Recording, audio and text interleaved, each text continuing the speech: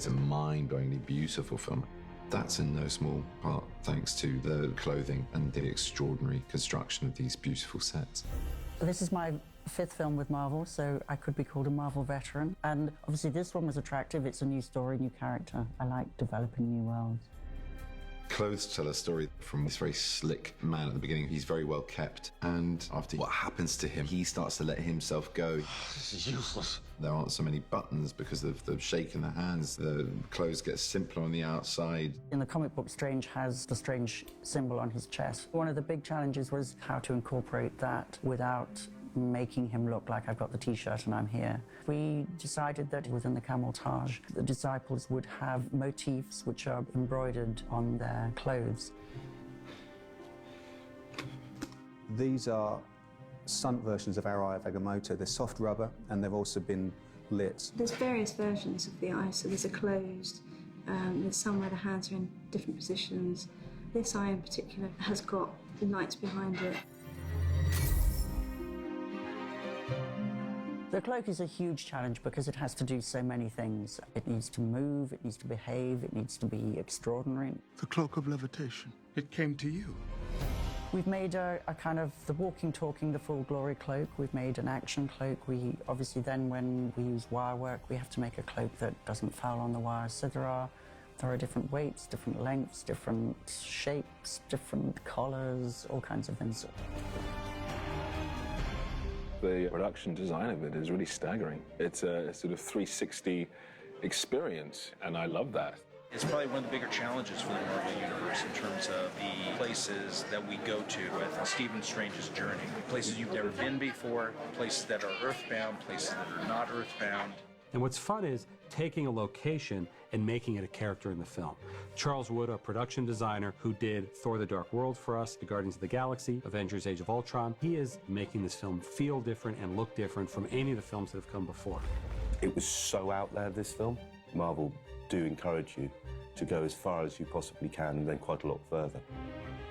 Kathmandu in Nepal, you know, it's the most extraordinary place I've ever been to. We had 4 days shooting for real in Kathmandu, and then we built Kathmandu on the stage. The recreation of Kathmandu here was so extraordinary. We had Nepali extras who were going, my cousin lives above that shop. Literally, they'd recreated a street and there were people who had relatives who lived in that street. You're looking for Kamataj. We brought with us the smell of incense. It was so evocative. You felt that you were back there. You could have just blinked and been back in Kathmandu. Sure you got the right one. It's just, that one seems a little more Kamataj-y. Kathmandu is a world of natural colour. Red oxide, yellow ochre, antiquity. That influenced the world of the Kamataj. Scott always said to me he wanted a film that was very rich, dark, and luminous. We harness energy. Luminous, it was a lovely word because we tried to introduce colour and light and reflection stuff into a lot of these kind of dreamy worlds.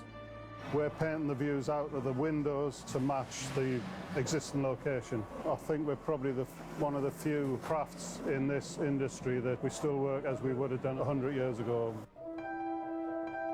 And then you go to a more modern world. You have the New York Sanctum.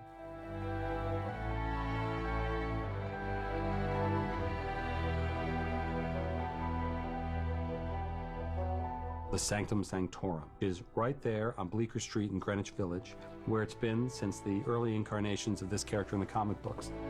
That's one area which the comic books did show us, but what we wanted to do was give it a twist. So we tried to come up with a slightly odd mix of architectural styles. You can't quite put your finger on when this house was built.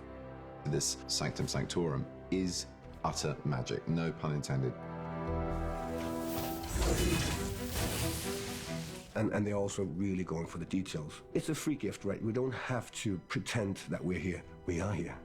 It is extraordinary to work in environments like this because it's so vibrant that you feel that you're in an other space or dimension or world. The New York Sanctum actually at one point tips on its end. So we had to have corridors built for some of the stunt sequences. One was a gimbal corridor with rubber walls so that Strange can be thrown from side to side without hurting himself.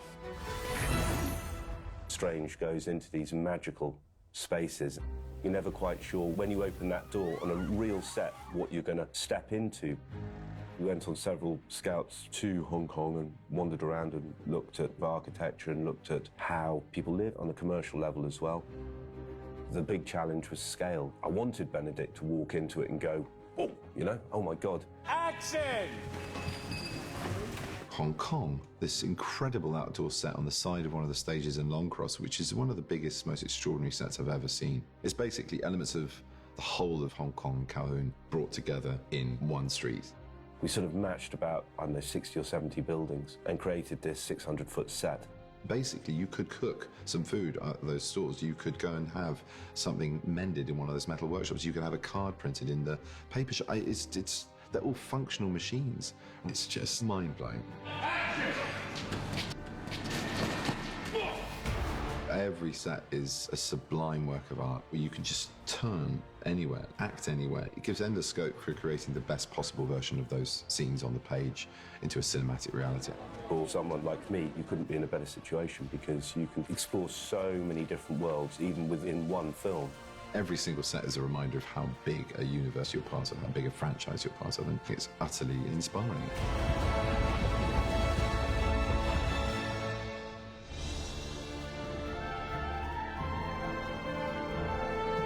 The first time I read the script, I went, oh my God, how are we going to do this? Because it goes to all the far reaches of the world. But then, as a group of filmmakers, we've all been down the road before, and you start taking it and dividing it into its little pieces and figuring out, okay, how are we going to do New York? How are we going to go to Kathmandu?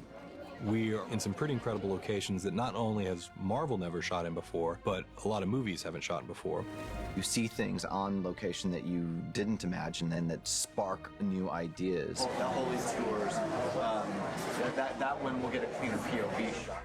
Scott's mission, I think, was to give as much real-world live action as possible, so that then everything that's so fantastical about this story can have a basis in reality. Kathmandu in Nepal is this amazing, beautiful, vibrant, chaotic city of 2 million people nestled amongst the Himalayas. And we went there and we found this incredibly big city, jam-packed with people and noise and life. We scouted Kathmandu in the fall of 2014, and shortly thereafter, there was a cataclysmic earthquake. And we had fallen in love with the city and the people, and there was a real concern, would it be safe for us to go there? We felt it was the right thing to do. The people there opened their hearts and their homes and their businesses to us. Hit it. How to play a singing ball. You don't hit it like that. What you have to do is... It's amazing how the film came out. After visiting Kathmandu, I told the production designer, I want windows everywhere. I want to be seeing out into the city all the time, you know, so the presence of the actual city itself are always visible, because the flavor of it is unlike any other place. And action! We started shooting in Nepal, and so it was great to get a sense of the reality of that place. And good for my character, Mordo, to connect with the sense of spirituality that you find in places like that. There's no place on the planet like Kathmandu. You know, it is a city with virtually no Western influence. It is so deeply mystical and religious in the most peaceful, beautiful, colorful way. We filmed on what's called the Monkey Temple, which is right up on this hill. And side by side, you have Hindu shrines with this huge Buddhist stupa with prayer wheels and Tibetan prayer flags. It's like going back to school again. It's like going the best field trip of your life making these movies, because you end up at the Monkey Temple in Kathmandu. It's been kind of a wild day. This is still very much a working temple. We're very much throwing ourselves in the real Kathmandu with all the citizens hustling and bustling around us, and having to work our way through all that, which is a challenge, but also gives you so much in camera as you get the real sights and sounds and excitement of the city. And for me to be having my first outing as this man who's right at rock bottom, who's completely broken, looking for some answer in such a spiritual place was wonderful. And it made acting very easy. Camertage. So today we're actually throwing Benedict into the mix and carrying a camera around behind him, sort of covertly disguised as he mingles with the real population here. We were filming outside, in and amongst the Nepalese people and monasteries, and meeting monks. Being able to wander around the streets of Nepal was fantastic. We had crowds come out on the street there who were adoring crowds. When they saw Benedict, they went nuts. You guys see Benedict? Even the Nepalese recognize him here, even with a long beard. By the third and fourth day, it was ridiculous, but sort of extraordinary. But it's very flattering and very good fun. It was nice to say hello to a few fans as well.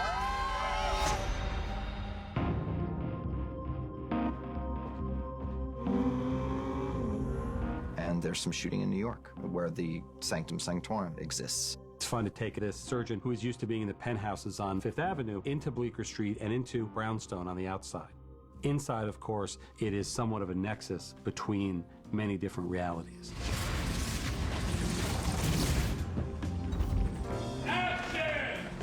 In the Marvel universe, New York is very important. We've had movies set in New York before, like if you look at Captain America and the Avengers. But Doctor Strange may be right up there with any one of our other heroes when it comes to his identity being with New York. We happened to be shooting right outside a comic book shop. And I said, Benedict, you should pop in there. And he said, I should, shouldn't I? Everyone looking at me and... Yeah, I absolutely need a picture of it. Sorry. This is great. And I filmed them on my phone walking into the comic book shop and saying hi to the guys that worked there. It was amazing. Okay. So nice to meet you. Thank you so much. Absolutely. Thank you. Nice to meet you. See you guys. We love the idea of really shooting New York for New York, because you can't fake that anywhere else.